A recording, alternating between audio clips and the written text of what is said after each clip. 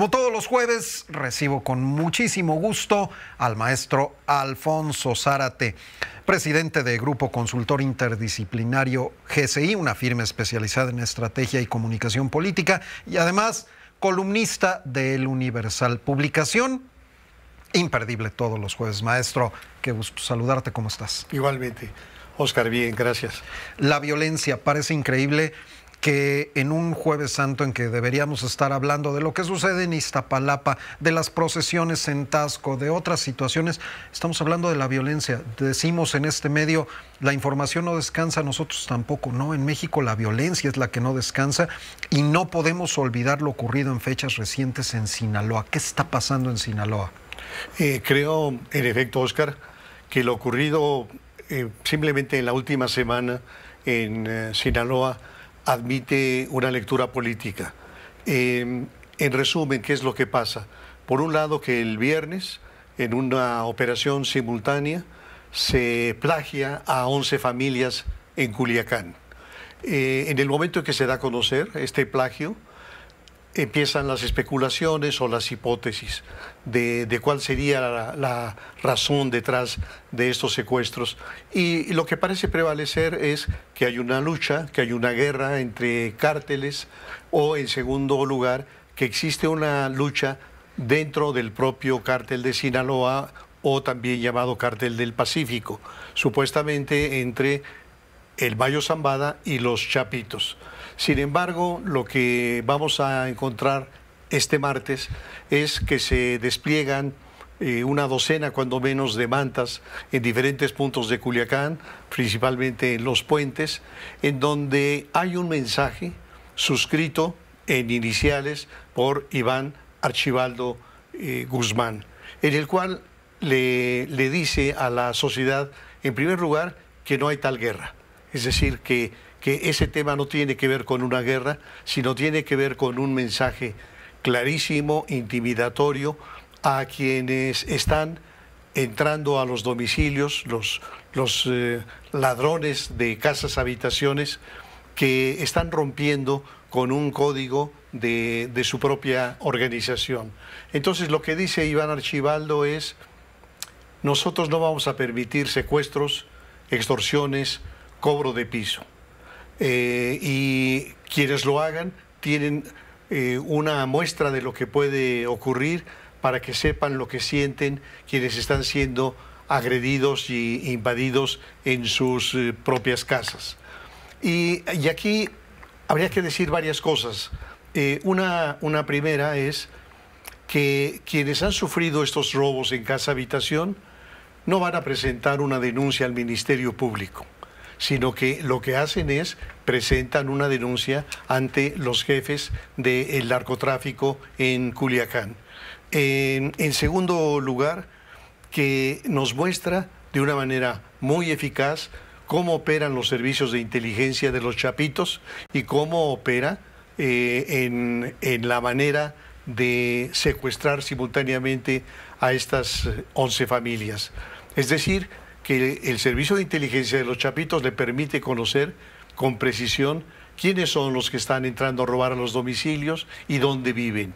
Y en tercer lugar, lo que nos dice claramente es quién manda en Sinaloa, desde luego quién manda en Culiacán. Así que estamos de alguna manera teniendo información que nos permite explicar por qué de las bases sociales del cártel dentro de Culiacán y del estado de Sinaloa. Tú recordarás seguramente que unos días después de la última detención del Chapo en Mazatlán, se dieron manifestaciones en las calles de Culiacán y de Guamúchil, y la gente pedía la libertad del Chapo, e incluso había una manta que llevaba un pequeño en donde decía que lo querían de regreso porque les garantizaba la seguridad en su hábitat. Y aquí creo que me parece interesante señalar que uno de los elementos que generaron una transformación del modus operandi de los cárteles de la droga consistió en la conversión de los narcotraficantes en delincuentes de otra naturaleza y que quizá mucho se explique por aquella decisión de Osiel Cárdenas Guillén de reclutar a militares, miembros de los GAFES, para que fueran el brazo armado del cártel del Golfo. Y lo que hacen los GAFES convertidos en los Zetas, que va a ser el grupo más sanguinario del crimen organizado en México, es modificar la lógica. Ya no se trata meramente de cuidar las rutas por las cuales se hace el trasiego de la droga hacia Estados Unidos, su principal destino, sino se trata de establecer un control territorial. Y una vez que se tiene el control territorial, diversificar sus actividades. ¿Por qué se van a dedicar meramente al tráfico de droga cuando tienen el control de las autoridades municipales, estatales y las federales asentadas en esa región? Y entonces se empiezan a dedicar también al secuestro, a la trata de personas, a la extorsión, al cobro de piso.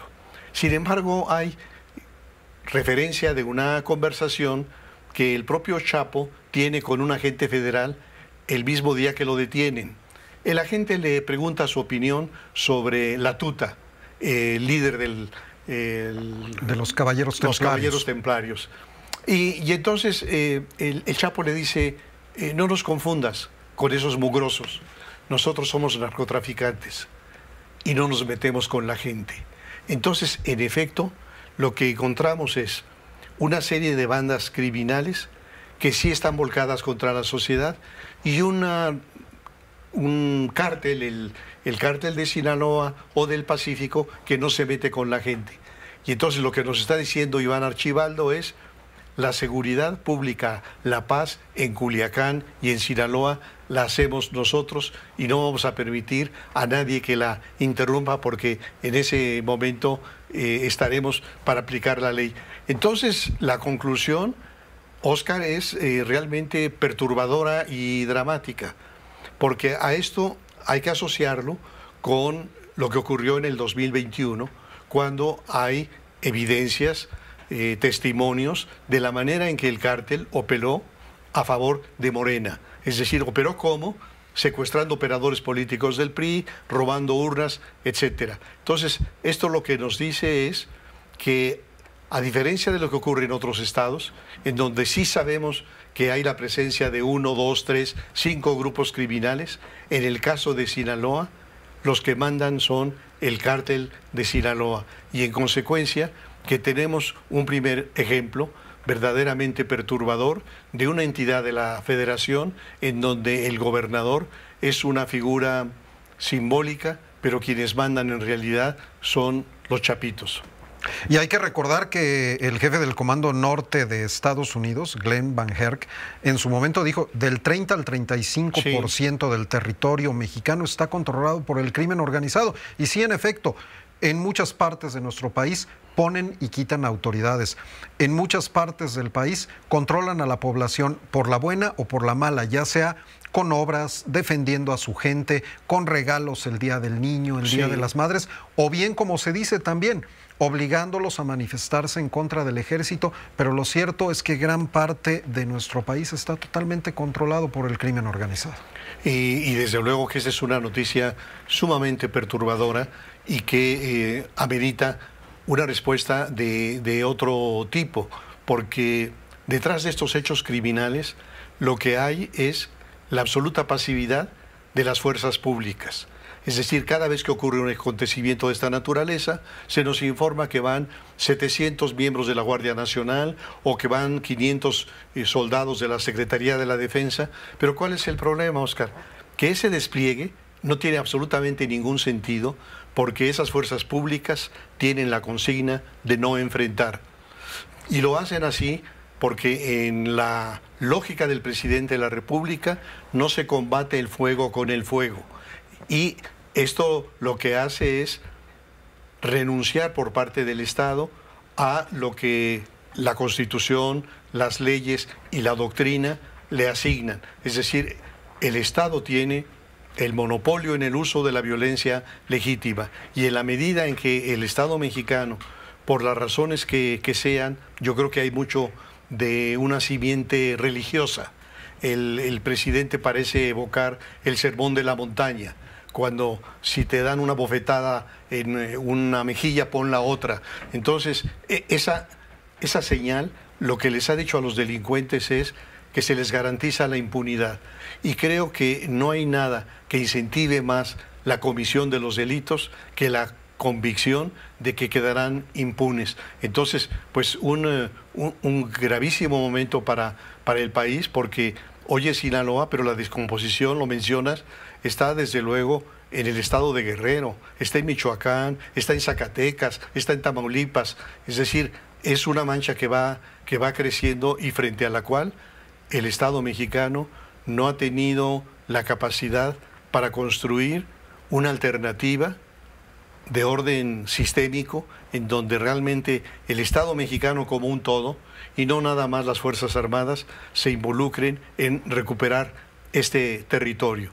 Es un esfuerzo en el cual tienen que participar la Secretaría de Educación Pública con la manera de transmitir valores cívicos a los niños y a los jóvenes, la Secretaría de Agricultura generando opciones de cultivos no ilícitos para los campesinos que viven en esto, toda la Secretaría de Relaciones Exteriores en los estudios internacionales de qué experiencias son exitosas y pueden ser trasladadas a nuestro país, el Poder Legislativo revisando las leyes, cerrando los espacios, la comunidad académica. La Universidad Nacional, por ejemplo, tiene un instituto de investigaciones jurídicas, un instituto de investigaciones sociales, otro de económicas, otro de interdisciplinario. ¿Por qué no hacer concurrir a esta masa crítica de gente inteligente para lo mismo revisar lo que está ocurriendo y proponer alternativas? Este sexenio prácticamente se acabó y lo que nos queda es esperar que el próximo gobierno haga una revisión a fondo, que descarte esta estrategia frente al crimen que evidentemente no ha dado resultados. Maestro Alfonso, un gusto como siempre. Para mí también. Nos vemos por acá el próximo jueves. Quédese con nosotros, vamos a un corte comercial.